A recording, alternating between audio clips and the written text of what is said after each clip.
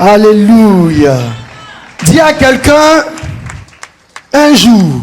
Un jour. Alléluia. Amen. Nous prenons nos Bibles rapidement dans le livre de Genèse, le chapitre 37, à partir du verset 5. Genèse chapitre 37, à partir du verset 5. Joseph eut un songe. Écoutez. Et il le raconta à ses frères. À ses frères, oui. Qui le haït encore davantage. Il leur dit. Écoutez donc ce songe que j'ai eu. Nous étions alliés des gerbes au milieu des champs. Et voici, ma gerbe se leva et se tint debout. Et vos gerbes l'entourèrent et se prosternèrent devant elle. Au verset 8, ses frères lui disent, est-ce que tu régneras sur nous? Est-ce que tu nous gouverneras? Et il le haït encore davantage à cause de ses songes et à cause de ses paroles. Au verset 9, oui. Il eut encore un autre songe. Un autre songe encore. Et le raconta à ses frères. Il dit, j'ai eu encore un songe et voici, le soleil, la lune et 11 étoiles se prosternèrent devant moi. Il le raconta à son père et à ses frères. Son père le réprimanda et lui dit, que signifie ce songe? Que signifie ce songe que tu as eu? Faut-il que nous venions, moi, ta mère et tes frères, nous prosterner en terre devant toi? Au verset 11, ses frères eurent de l'envie contre lui. Dis à quelqu'un un jour. Un jour. Vous savez, quand on parle d'un jour, c'est une période de 24 heures. Et je suis là ce matin pour dire à quelqu'un qu'en 24 heures, Dieu peut changer la situation d'une personne. Amen. En 24 heures, Dieu peut changer ta situation de négativité en positivité. Alléluia. Amen. Nous voyons l'histoire de Joseph. Joseph qui avait la grâce de Dieu sur lui. Quand vous allez lire tous les chapitres, la Bible dit que son père l'aimait tellement qu'il lui a donné un vêtement de plusieurs couleurs qu'aujourd'hui nous pouvons appeler Zassa. Et déjà avec ça, ses frères étaient contre lui. Ils disent, mais le père, on est jusqu'à 12. Toi tu aimes un seul. C'est quoi ça là? Et Joseph aussi, tu sais que déjà ton père t'aime bien. Il t'aime que les autres. Donc ça amène déjà quelque chose dans le cœur des autres. Et encore tu viens appuyer ça des songes que tu reçois de la part du Seigneur. Vous savez, ce ne sont pas toutes les révélations que Dieu nous donne qu'on doit expliquer à quelqu'un. Quand Dieu t'a dit quelque chose qui est sur le point d'arriver, il ne faut pas prendre la peine de dire, hey, voyez ce que Dieu m'a dit, hein? Voici ce que Dieu m'a dit. Parce que l'homme à qui tu es en train de dire ça, tu ne le connais pas. Tu ne sais même pas ses intentions vis-à-vis de toi. C'est vrai qu'il sourit avec toi. Mais laissez-moi vous dire que toutes les personnes qui nous sourient là, ce ne sont pas forcément des souris qui émanent de leur cœur. C'est la vérité. Souvent tu vas voir des personnes en train de sourire. Et puis après, dès qu'elles tournent, elles commencent à parler mal de toi. On les appelle les hypocrites. Amen. Et aujourd'hui sur terre, il y a des hypocrites. Les frères de Joseph riaient avec lui. Ils souriaient avec lui. Ils lui disaient, hey, tu es pour nous, tu es notre frère. L'essentiel, on est ensemble à cause de les pères. Pour ne pas que les pères bavardent sur eux. Mais après, la Bible dit que quand ils se retrouvaient entre eux, ils parlaient contre Joseph. Oui. Vous avez vu que souvent ça nous arrive. Mais les choses qui nous arrivent aujourd'hui là, ce sont des choses qui sont déjà arrivées dans la Bible à quelqu'un. C'est ça. Donc quand tu reçois ta révélation de grâce, quand Dieu donne la révélation de façon publique, il met déjà des barrières. C'est comme il protège déjà la révélation. Parce qu'il sait que cette révélation est donnée en public. Mais quand il t'a parlé en privé, parce que c'est un songe, Dieu pouvait passer par l'un de ses frères pour lui parler. Mais Dieu passe par un songe pour lui parler. Quand c'est un songe, ça veut dire que c'est personnel. Il vient, il raconte le premier songe. Ma gerbe s'est levée, vous êtes prosterné devant moi. Il vient encore, la lune, le soleil, les 11 étoiles sont venus se prosterner devant moi. Son père lui dit, mon fils, ce que tu dis est grave. Mais je veux dire à quelqu'un, la révélation que Dieu t'a donnée s'accomplira. Les frères de Joseph étant dans les champs, Son père leur dit, va à leur rencontre. On ne sait pas, bon, certainement ils ont faim, va leur donner à manger. Joseph allait faire du bien à ses frères. Il allait prendre de leurs nouvelles. Mais dès qu'ils ont vu Joseph, on dit, voici le faiseur de songes qui arrive. Aujourd'hui, on va le tuer. Dans ton village, à cause de ton étoile, à cause de la bénédiction, les gens se sont levés contre toi. Mais dis un jour, ils sont en train de faire des complots contre toi, contre ton mari, pour ne pas que ça aille chez lui. Parce que si ça va chez lui, il va t'aider. Mais je suis là pour te dire qu'il y a un jour que Dieu a prévu pour toi. Alléluia. Dis un jour, ils ont mis la main sur lui, voulant le tuer. Benjamin, qui est le 12e, prend la parole pour dire, c'est notre frère de grâce. Il ne faudrait pas qu'on ait son sang sur notre conscience. Hein, on peut le mettre quelque part ou le jeter, ou bien je ne sais pas quoi, le vendre, etc. On dit non, si on le vend, il va partir, il va revenir. Il faut qu'on le tue. On dit, bon, il y a un puits là, il faut qu'on le mette dedans, il faut qu'on le jette dedans. Mais dis à quelqu'un, avant même que ton ennemi ne planifie quelque chose, Dieu lui il a déjà fait le contraire. J'ai dit, avant même qu'il ne planifie, il est dans son ordinateur, mais Dieu lui il a déjà fait la contre-attaque. Il a déjà planifié le contraire de la chose. Ils ont jeté Joseph dans le puits. À la grande surprise, regarde, le puits est vide. Qui a vidé le puits? Qui a vidé le puits? C'est le Jéhovah Yamashia, le Dieu de Joker Rocher, le Dieu d'Abraham. Étant dedans, Dieu va susciter des personnes, des Madianites qui allaient en Égypte. Gloire à Jésus. Amen. Souvent pour atteindre la bénédiction que Dieu a prévue pour toi, tu dois passer par des étapes. Et quand nous sommes souvent dans ces étapes, il y a beaucoup qui jettent l'éponge, découragés, parce qu'ils se disent que est-ce que Dieu va faire? Quand ils ont pris Joseph, ils l'ont sauvé du puits, ils l'ont amené en Égypte et ils l'ont vendu à Potiphar. Potiphar qui est un officier de Pharaon. Quand la grâce de Dieu est sur ta vie, il y a des attaques. La femme de Potiphar a vu Joseph, c'est un beau garçon. Hein? Ah, mon Dieu, Joseph pour dire, ah, c'est comme un chéri coco. Non, moi je ne suis pas dans ces conneries là. Elle dit, mais c'est moi qui gère la maison. Et puis c'est moi qui suis venu à toi. Tu as quel problème même? Je lui ai dit, moi. Je ne fais pas ça. Elle dit, alors tu vas comprendre. Voilà.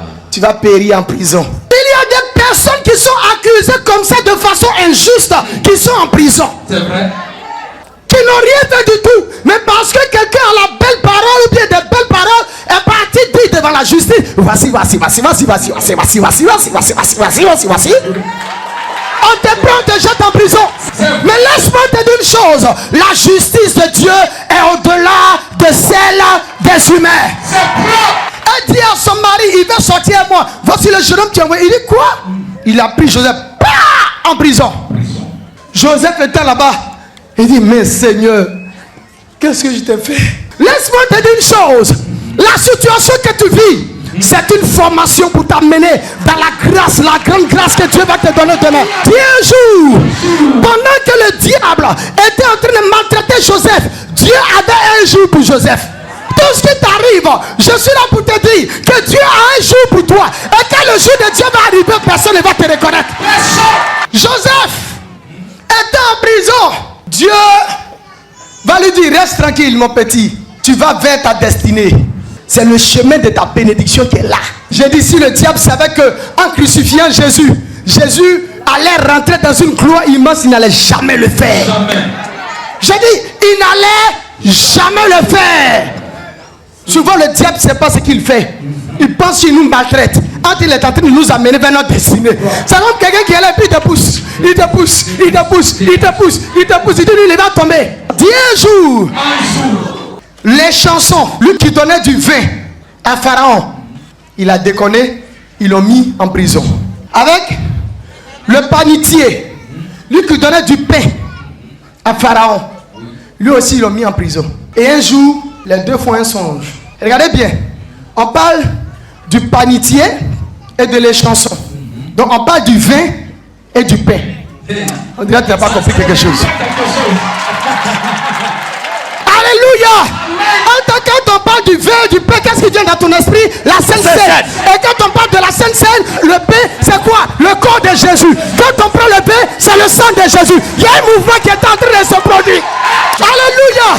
Amen. Les deux ont un songe. Mais Joseph va dire au premier qui est les chansons, d'ici 3 jours, Pharaon va te rappeler et tu vas retourner au palais. Mais comme Jésus devait rester sur la croix pour mourir, il dit, toi, c'est le pain. Dans 3 jours, tu vas mourir. On dit le sang va vivre, mais le corps va mourir. Et dans combien de jours? Dans 3 jours. Entends ce que je sais, Jésus est mort. Il a fait 1 jour, 2 jours, et le 3e jour, il est ressuscité. Quand il a accompli le sacrifice, le premier jour, rien ne s'est passé. Le 2e jour, rien ne s'est passé. Le 3e jour, Jésus est ressuscité. Pharaon a appelé les chansons. Il lui dit, reviens. C'est toi qui me donnes le vin. Tu sais, toi, on me donnait ça. Quand je bois ça, je suis. Voilà. Ça me fait du bien. 3 jours après, l'autre aussi, on appelle pour le tuer. Et donc les chansons, avant de partir, voici ce que Joseph lui a dit. Genèse le chapitre 40, à partir du verset 14. Mais souviens-toi de moi quand tu seras heureux et montre, je te prie, de la bonté à mon égard. Parle en ma faveur à Pharaon et fais-moi sortir de cette maison. Fais-moi sortir de cette prison. Je n'ai rien fait. Je suis ici.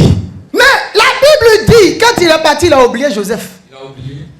Il y a des gens que tu aides dans leur souffrance. Demain, ça ne va plus chez toi. Quand tu appelles ces personnes, elles ferment les portables. C'est vrai même. Cette même situation est arrivée à Joseph. Mais dis à quelqu'un, Dieu a un plan pour ses enfants. Un jour. Dis un jour. Un jour arrivé, voici. Pharaon qui était dans sa maison va faire un songe. Il voit 7 vaches grasses. Et après, il voit 7 autres vaches, mais maigres. Il dit, mais il demande à ses magiciens, interprétez-moi ça. Les gars, ils parlent poteau. L'autre parle ici poteau. L'autre parle là-bas, ça passe pas. Pharaon dit, mais vous là, vous êtes des fautifs à côté de moi. Vous jouez au prophète à côté de moi. Vous voyez ça maintenant, parlez maintenant. C'est là les chansons vont se rappeler. Le Saint-Esprit va mettre dans sa tête, dans son esprit. Et tu te souviens de Joseph, tu étais dedans là-bas. C'est Joseph qui a interprété ton songe, non? En cela, on dit le bienfait n'est jamais perdu. Gloire à Dieu. Amen. Je disais que ce que tu fais à quelqu'un, sache que c'est à toi-même que tu fais ça. Amen. Si tu fais du mal à quelqu'un, ce mal-là va retourner contre toi. Si tu fais du bien à quelqu'un, le bien-là va retourner contre toi. Donc quand tu es en train de faire quelque chose pour autrui, fais très attention. Parce que ça revient toujours. Amen. Amen. Quel que soit le temps, ça revient toujours. Quelqu'un n'a pas dit Amen. Amen. Le bienfait de Joseph est revenu à lui. C'est ça. Pharaon dit, vous dites que c'est un prisonnier. Faites-le venir. Faites-le venir. Dis à quelqu'un un jour. Un jour. Le jour de Pharaon est fini. Mais le jour de Joseph maintenant va commencer. Dis à quelqu'un un jour. Je dis à quelqu'un un jour. Il était 4 h du matin lorsque Joseph était en prison. Couché dans la prison. 5 h du matin. Joseph était toujours dans la prison. Mais à 6 h du matin, on tape à la prison. On dit, hein, qui se nomme Joseph? Qui se nomme Joseph? Il se réveille, il dit, oui, je dois balayer où? Ou je dois nettoyer. Encore dit, aujourd'hui tu ne vas pas nettoyer. Nous sommes venus te chercher. Il dit, mais c'est pourquoi? Et les gens lui disent, suis-nous seulement. Joseph n'avait pas porté de chaussures. Il était avec des vêtements déchirés. Le jour de Joseph venait de commencer. À 4 h du matin, 5 h du matin, Joseph était dans la prison. Mais à 6 h, ils sont en train de le coiffer. À 7 h, on change le vêtement de Joseph. Parce qu'il doit voir le roi. Il faut qu'il soit bien habillé. Il faut qu'il soit bien parfumé. Parce qu'on dit, le roi n'aime pas la mauvaise odeur. Je vais annoncer à quelqu'un, après ce dimanche, ton jour va arriver. Ton jour va arriver. Ton jour va arriver. Il est 8 h 30. 8h30. Joseph est en partance chez le roi. Joseph est devant le roi. À 9 h. Le roi prend la parole. Il dit, pauvre prisonnier. Parce que souvent, ce que tu vis, c'est le nom qu'on prend pour te qualifier.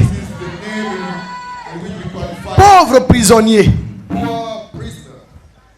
Il dit, oui, mon roi. Il dit que tu sais interpréter les songes. Là, c'est vrai. Il dit, ce n'est pas moi qui interprète les songes, mais c'est Dieu qui les interprète. Chacun sa gloire.